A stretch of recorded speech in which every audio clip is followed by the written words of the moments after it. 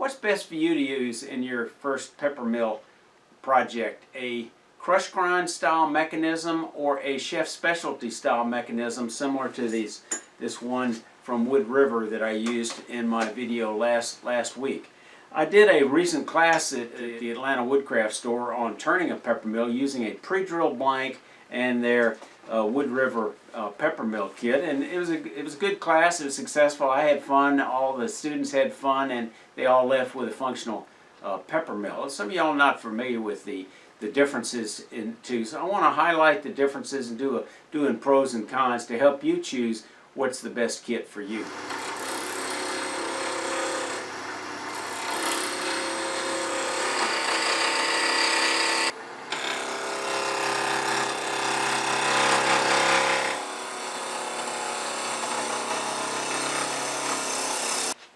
I don't have a 1 3/4 inch bit, which is the initial hole we need to drill, but I've got a 1 5/8, and then I can widen it a little bit with a scraper. And I know I need to go down to this notch right here after measuring it. I'm going 3/4 of an inch deep or 19 millimeter.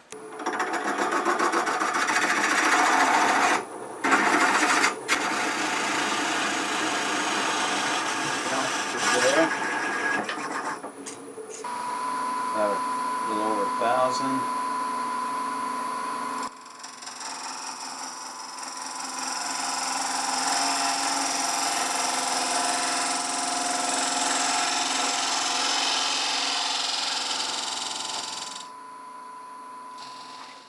I continue to use a 1 5/8 inch drill bit. I'm going to drill about 53 millimeter or just a hair over 2 inches from the outside edge, and I'm going to mark the tape to the back end of the tape. So slow this down below 500. No reason to go too fast.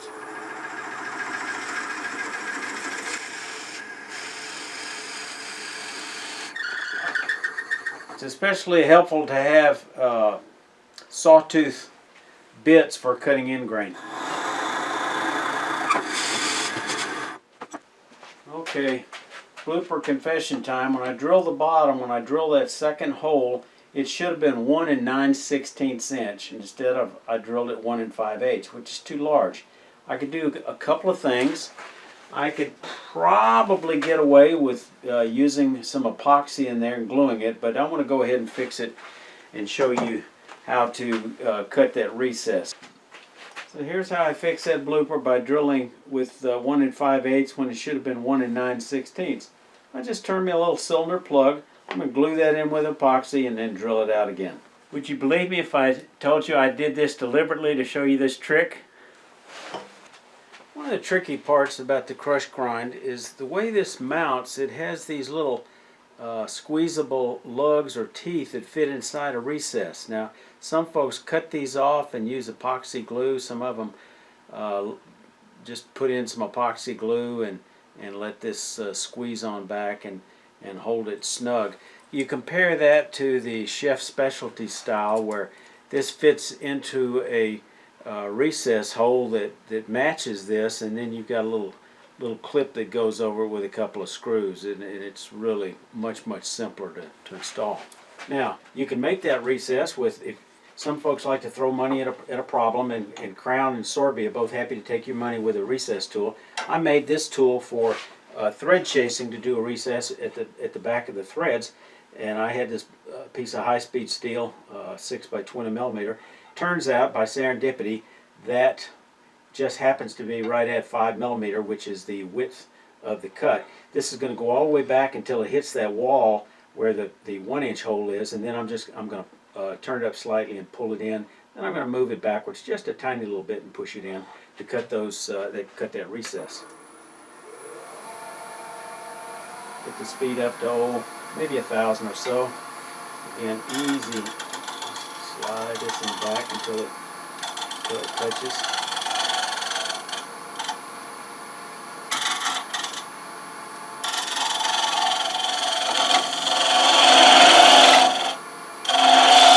And then that's got it. Let me feel it and make sure I've got a nice smooth recess. I do. I've got a recess that will adapt just fine. Okay. Some plans call for drilling a hole 1 1/16, which is an odd drill bit size. You'd probably have to purchase. They don't normally even come in kits of Forstner bits that size. Or you could use 1 inch, and it really doesn't matter. 1 inch is plenty big. You could use an extension like this to drill, but I prefer, because I have a 1 inch Morse taper bit, that's the one I'm going to prefer to use. You're only going to drill about halfway down and then come in from the other direction to get the most even drilling. Trust me on that. We're going to go down here. We're just going to drill a little ways.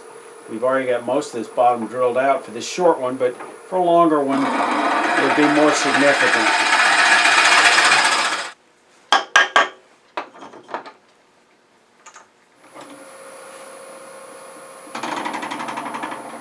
Slowly let it find its center.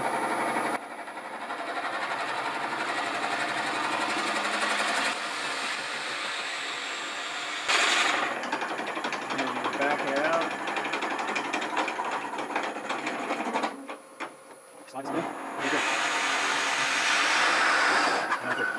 I need to drill the top of the body for the mill head, but before I can do that I need to go ahead and face this off. So I'm going to go ahead and flatten this out and get rid of this rough edge here.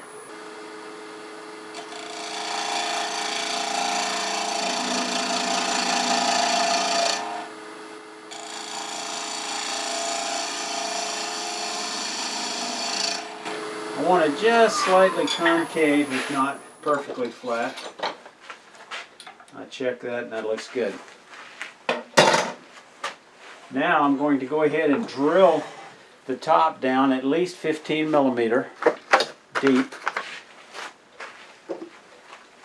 because the mill head has got to accommodate not only maybe 10 millimeter here, but it's got to have room for this little bit of flange. So I look at 10 millimeter.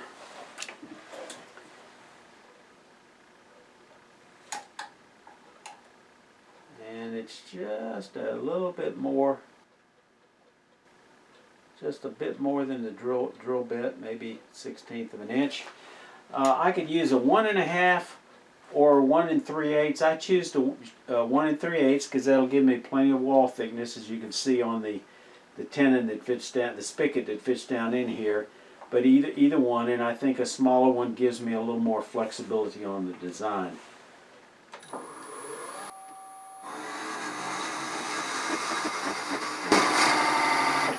And there we go. Got a nice smooth wall. The next difference between the Crushgrind and the Chef Specialty style, on the Crushgrind you need to drill a 7/8 inch hole to accommodate this part that's going to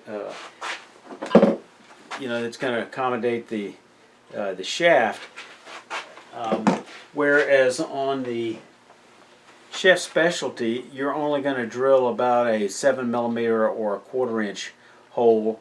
Also the tenon on this needs to be fairly large because of this diameter.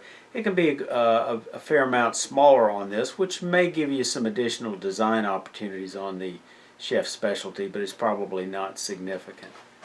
So I'm going to drill that 7/8 inch hole. I'm going to drill it 40 millimeters deep because we want to be able to accommodate the depth of this, plus a little bit extra to give us some adjustment when we go to assembling it.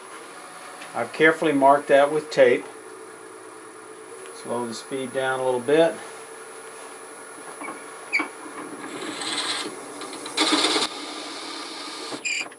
Use my little bit of paraffin here to keep the screeching and friction down.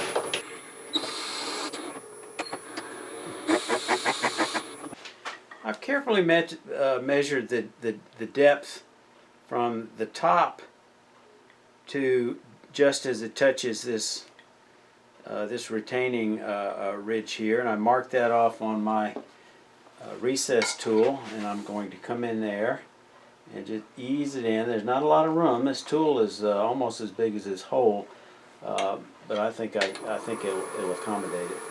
So I'm going to get the speed up a little bit. No more than about 1,000. And I'm just going to come in here a little bit down. And I'm going to come in right here.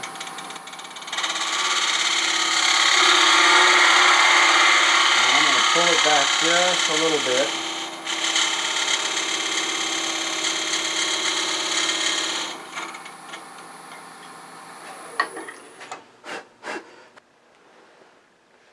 I think you can see that ridge inside there. I've adjusted this spigot to be a nice snug fit here, and by the time I touch it with a little sandpaper, it should spin freely. I round this over a little bit.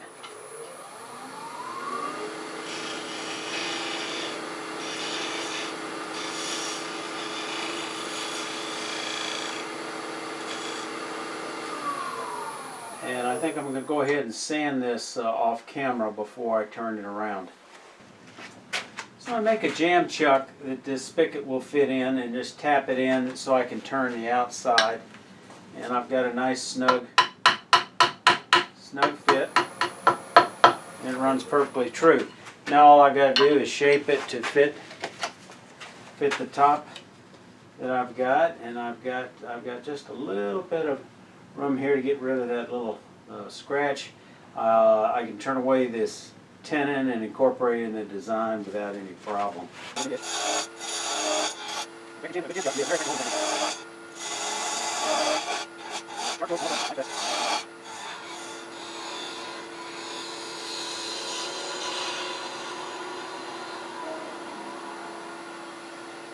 Okay, assembly time. With the Chef Specialty kit, all you got to do is put this little plate on it with a couple of screws. Very straightforward. This one is a bit more complex. Now, I had this threaded recess block for something. I'm not sure exactly what it's for, but it works perfectly for what I'm going to use it for. This is going to support the head, and I've got to do a compression with this top, so the lugs will press in and then expand into that recess. So we're going to come close to centering this thing. We're going to bring up tailstock support. You could probably come up with some other approach, but this seems to work fairly well. So I'm going to put this together like this, and then I'm going to center it, make sure everything is running fairly true. Lock this down, and then I'm just going to press this in.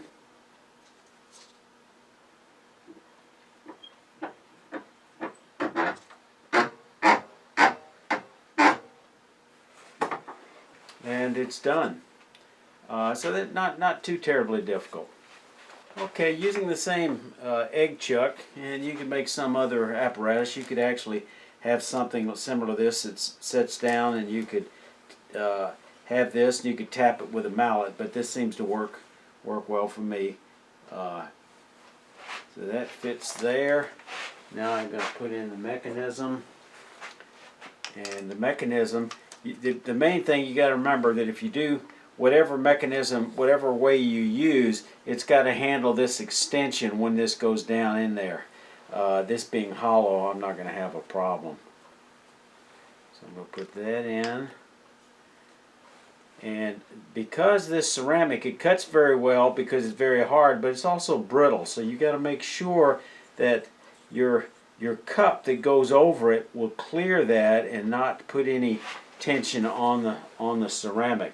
I'm going to bring up the tailstock with the live center, and then try to get this all squared up. This works very well, and then it's going to engage with that recess that we cut earlier.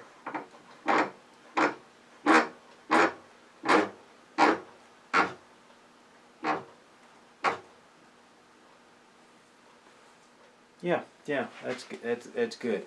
So now all we got to do is put the top on, and this is very easy. It just slides on, and it's got this friction contraption. So one of the beauties, one of the things that I do like about the Crushgrind is you're not required to, you don't have to have that metal contraption at the top, so it gives you a cleaner design for some items compared to the Crushgrind. So let's go over some other differences. Okay, let's review some of the comparisons. Some of them I've covered, some of them might be new. Cost, they're substantially the same. The Crushgrind might be $1 more, not significant. Wood blanks, they're going to be the same size no matter what. Quality, this is debatable. The ceramic, I think, is a very nice cutter, and for the Crushgrind has a 25-year warranty. The Chef Specialties, limited or no warranty.